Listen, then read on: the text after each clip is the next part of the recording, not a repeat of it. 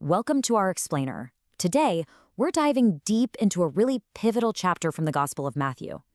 It's this rapid-fire series of events that shows an escalating conflict and a brand new, and pretty controversial, kind of authority.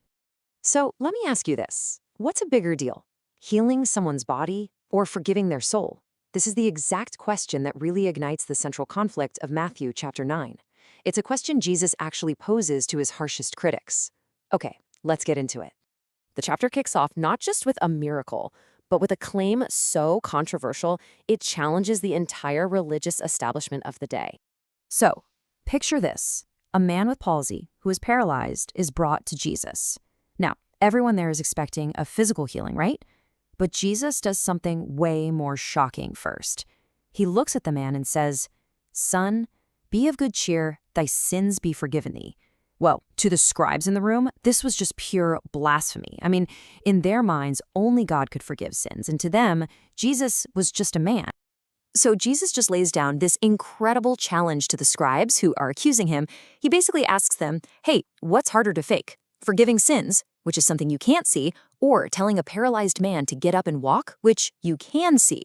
And then he proves his authority over the invisible by doing the visible. He heals the man instantly, showing them that the power to do both comes from the very same divine source. And this moment, right here, perfectly sets the stage for the two reactions that are going to follow Jesus throughout this entire chapter. You have the awe of the everyday people who just glorified God, and then you have the growing scorn of the religious leaders who only saw a blasphemer. So, the battle lines are clearly drawn over spiritual authority. But next, Jesus takes aim at the social boundaries. See, he doesn't just challenge their religious ideas, he challenges the very definition of who is worthy of God's attention. He calls a man named Matthew, a publican, to follow him. Now, to really understand how completely shocking this was, you have to know what a publican or a tax collector represented. I mean, think of them as the ultimate traitors. They were insiders working for the Roman enemy, which made them total outsiders to their own people. Yeah, they weren't just disliked, they were hated. They were seen as corrupt, collaborators, and sinners. And get this, Jesus doesn't just call Matthew, he actually goes to his house for a dinner party, surrounded by all these other so-called sinners. By doing this, he just completely shatters the Pharisees' strict purity laws. For them, just sharing a meal with a sinner made you unclean. So when the Pharisees criticize him for this, Jesus quotes the prophet Hosea. He declares that his mission isn't for the self-proclaimed righteous, but for the spiritually sick, the people who know they need a doctor. Mercy, he argues, is way more important than ritual sacrifice. And the confrontation just keeps escalating. First, Jesus challenged who he could associate with. Now, he's challenged on how his followers behave. Specifically, why they don't follow the traditional fasting rituals. Jesus explains that his presence is like a wedding feast. You know, the time for fasting and mourning will come later after he's gone, but for now, the rules have changed because the king, the bridegroom himself, has arrived.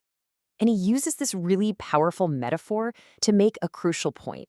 You can't just patch up the old system. You can't put new wine into old, brittle wineskins. They'll just burst. His new message of the kingdom is so radical, it just cannot be contained by the old, rigid religious structures. It demands something entirely new. So the authority Jesus has claimed so far, to forgive sins, to break traditions, it all now escalates to its absolute peak in this really dramatic story within a story. A religious leader named Jairus, a man from the very establishment that opposes Jesus, comes and begs him to save his daughter, who has just died. Jesus agrees and starts to follow him. But the journey is suddenly stopped by someone else in desperate need, and it creates this moment of incredible narrative suspense. While a powerful ruler waits for his daughter to be raised from the dead, a nameless outcast steps forward. 12 years. For 12 long years, a woman has been suffering from an issue of blood. This would have made her constantly weak, socially isolated, and, importantly, ritually unclean. You see, her condition wasn't just physical. It made her a complete social and spiritual outcast. Under the law of Moses, her bleeding made her ritually unclean. This meant she couldn't go to the temple to worship, and anyone or anything she touched also became unclean. For over a decade, she was untouchable. living in constant shame and isolation. So in an act of just profound faith, she reaches out and touches just the hem of his garment, and she is healed instantly. And Jesus stops everything to praise her faith, showing that his power responds to even a secret, desperate touch from the most marginalized person in the crowd. Okay, now back to Jairus' house. Jesus arrives to a scene of total chaos. There are professional mourners already there wailing. He dismisses their performative grief, endures their scornful laughter when he says she's only sleeping, and then enters the room. He takes the dead girl by the hand, and she arises completely alive.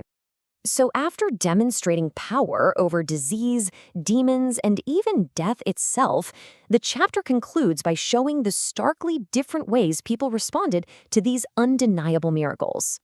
And when Jesus then casts a demon out of a man who was unable to speak, the crowds are just amazed. They recognize that what they are witnessing is completely unprecedented. Nothing like this had ever been seen in their nation's history.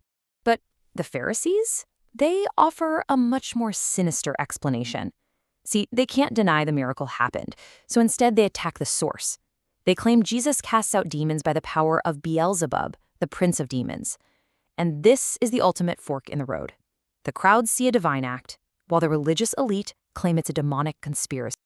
But seeing this deep division, this spiritual confusion and desperation, Jesus isn't angry. He's filled with compassion. He doesn't see rebels or enemies. He sees a vast flock of lost sheep, scattered and vulnerable, without a true shepherd to guide or protect them. And so the chapter ends, not with a final display of power, but with a shift in focus. Jesus looks at the vast spiritual need all around him and sees a plentiful harvest. But he turns to his disciples, and by extension to us, with this lingering question. The harvest is ready, the need is immense, but who are the laborers? Faced with a world of need, who's going to step up?